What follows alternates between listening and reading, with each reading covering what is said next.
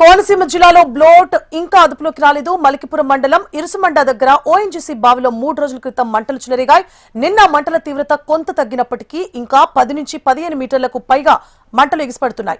బావిలో గ్యాస్ పీడన స్థాయి క్రమంగా తగ్గుతుండటంతో ఓఎన్జీసీ చర్యలు వేగవంతం చేసింది. ఇక మంటలను అదుపు చేసేందుకు వివిధ ప్రాంతాల నుంచి నిపుణులు, విపత్తు బృందాలు తరలివచ్చారు. వేడి ప్రభావం పెరగకుండా బావికి 3 వైపులా నీళ్లు కొడుతూ మంటలార్పేందుకు ఫైర్ సిబ్బంది ప్రయత్నిస్తోంది. మంటలు పూర్తిగా అదుపులోకి రావడానికి దాదాపు 10 రోజులు పడుతుందని అధికారులు తెలిపారు. ఇప్పటి వరకు దాదాపు 75 కొబ్బరి చెట్లు, 3 ఎకరాల పంట దెబ్బతిన్నట్లు అధికారులు తెలిపారు. మరోవైపు గ్యాస్ లీకేజ్ కారణంగా చెలరేగిన మంటలు అదుపులోకి వచ్చాయని జిల్లా కలెక్టర్ మహేష్ కుమార్ తెలిపారు. చుట్టుపక్కల పరిసర ప్రాంతాల వారు ఎటువంటి ఆందోళనకు గురి కావాల్సిన అవసరం లేదన్నారు. మంటలను అదుపు చేసేందుకు బోరుబావి చుట్టూ 4 కాల్వల ద్వారా నీటిని పంపిస్తున్నట్లు తెలిపారు. 90% మంటలు తగ్గుముఖం పట్టాయి అన్నారు. మరో 4 రోజుల్లో పూర్తి స్థాయిలో మంటలు అదుపులోకి వస్తాయని, వారం రోజుల్లో బోరుబావికి క్యాంపింగ్ కొనసాగిస్తామన్నారు. జరిగిన దగ్గర ఆ ఇన్సిడెంట్ లో ఇప్పుడు right now everything is under control. So fire I was told by ONGC authorities fire ఇంకో నెక్స్ట్ 4 days వరకు ఉంటుంది, but with minor flame. So ఆ ఫైర్ కంటిన్యూ అవ్వడం actually it's a good. The thing is actually మనకి leak అయిన gas fire ద్వారా exhaust అవుతే cloud formation లేకుండా డెఫినెట్ గా దాన్ని ఆ ఫ్యూచర్ లో జరిగే ఒక ఇన్సిడెంట్ ని ప్రివెంట్ చేయొచ్చు. So that's the reason until ఆ క్యాప్ మొత్తం ఫిక్స్ చేసేంత వరకు అలా ఫైర్ అట్లీస్ట్ మినిమల్ క్వాంటిటీ అనేది ఫ్లో చేయడం జరుగుతుంది without any issues surrounding the area. So ONGC authorities నుంచి క్లియర్గా got an intimation saying that already వాళ్ళకి టీమ్స్ వచ్చి ఇన్స్పెక్ట్ చేశారు. వాళ్ళతో already we had a discussion collectorate. Already we have MP గారు, ఎమ్మెల్యే గారు, కన్సర్న్ పబ్లిక్ రిప్రజెంటేటివ్స్ తో పాటు అందరితో డిస్కస్ చేయడం జరిగింది. So what are the exact reasons అవన్నీ కూడా ఏంటి అంటే బేసికలీ ఓఎన్జీసీ వాళ్ళు they are clearly confirmed. So drilling activities లో due to some pressure differences వల్ల ఒక సెడిమెంట్ లేయర్ లో రఫ్లీ అరౌండ్ 2500 meters డెప్త్ లో there is some friction which has created this incident. So further within a span of 1 week or so they will go into the details and give a clear report on it. But as of now everything is contained, so there is nothing to worry. We have asked all the local public to come back to their homes and back to the normal one. Konaseema జిల్లాలో blot ఇంకా అదుపులోకి రాలేదు. మలికిపురం మండలం ఇరుసుమండ దగ్గర ONGC బావిలో 3 రోజుల క్రితం మంటలు చెలరేగాయి. నిన్న మంటల తీవ్రత కొంత తగ్గినప్పటికీ ఇంకా 10 నుంచి 15 మీటర్లకు పైగా మంటలు ఎగిసిపడుతున్నాయి. అక్కడి పరిస్థితి గురించి మరిన్ని డీటెయిల్స్ ని మా ప్రతినిధి చిరంజీవి లైవ్ లో అందించడానికి సిద్ధంగా ఉన్నారు. చిరంజీవి, చెప్పండి, ప్రస్తుతం అక్కడ పరిస్థితి ఎలా ఉంది? కలెక్టర్ చూస్తే పూర్తిగా అదుపులో ఉంది పరిస్థితి అంటున్నారు. మరోవైపు అధికారులు చూస్తే 10 రోజులు పట్టొచ్చు పూర్తి కంట్రోల్ చేయడానికి అంటున్నారు. ఎలా ఉంది? కాంట్రడిక్టరీగా ఉంది స్టేట్మెంట్స్. అక్కడ పరిస్థితి ప్రస్తుతం ఎలా కొనసాగుతోంది?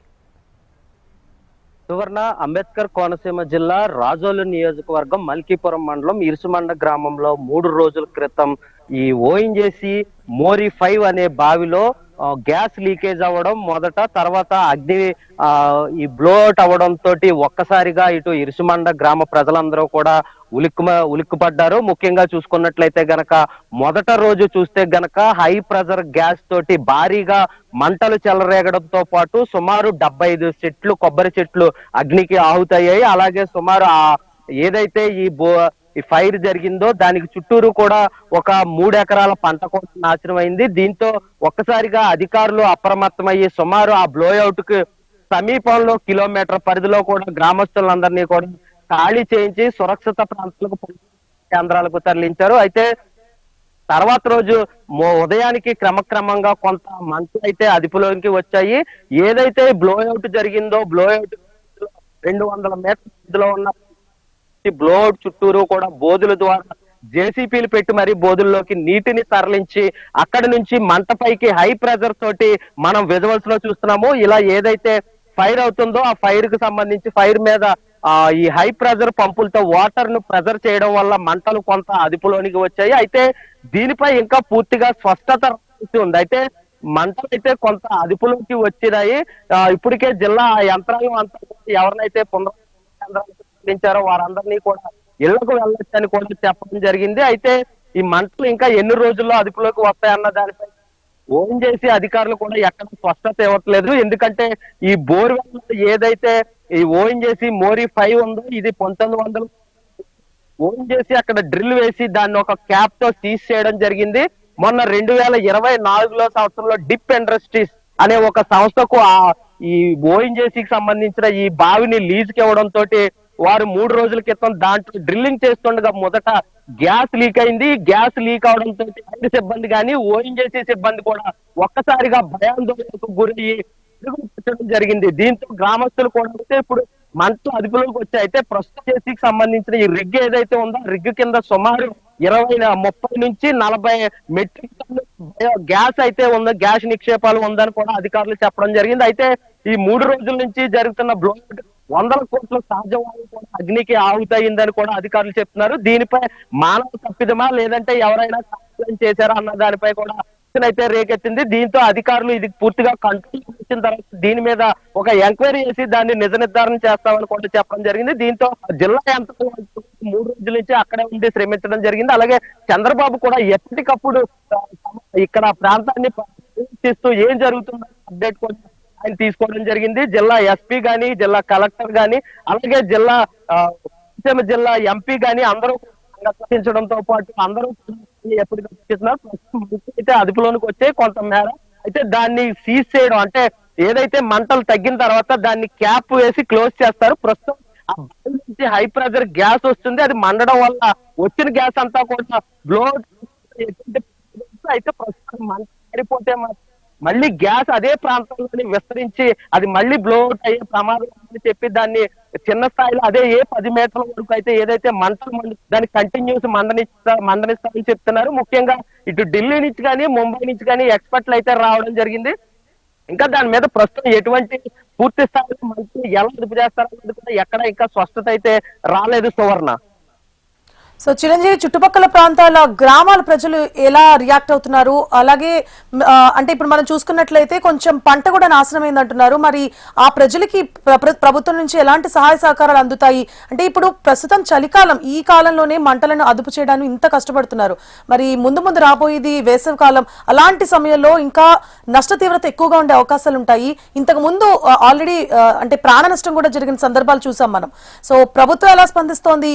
ప్రస్తుతం అంటే ప్రజెంట్ కళ్ళ ముందున్నదైతే మంటలను అదుపు చేయాల్సిన క్రమం. సో దాని తర్వాత ఓఎన్జీసీకి సంబంధించి ఎలాంటి చర్యలు తీసుకునే అవకాశాలు ఉంటాయి? ఇప్పటికే కోనసీమ అంటే ప్రాంత ప్రజలైతే ఇప్పటికే ఓఎన్జీసీ అక్కడ పెట్టడం వల్ల ఎన్నో ఇబ్బందులు ఎదుర్కొన్నామని చెప్తున్నారు. ప్రస్తుత గ్రామ ప్రజలు ఏమంటున్నారు? గాల్లో ముందు అంటే ఇవాళకి 3 రోజులు, ఈ 3 రోజుల్లో గాల్లో కలిసిన గ్యాస్ కి సంబంధించిన అంటే ఏమైనా ప్రభావం కనిపిస్తోందా? పూర్తిగా గాల్లో కలిసిపోయిన గ్యాస్ అయితే పూర్తిగా నిర్వీర్యమైందా? ఎలా రియాక్ట్ అవుతున్నారు?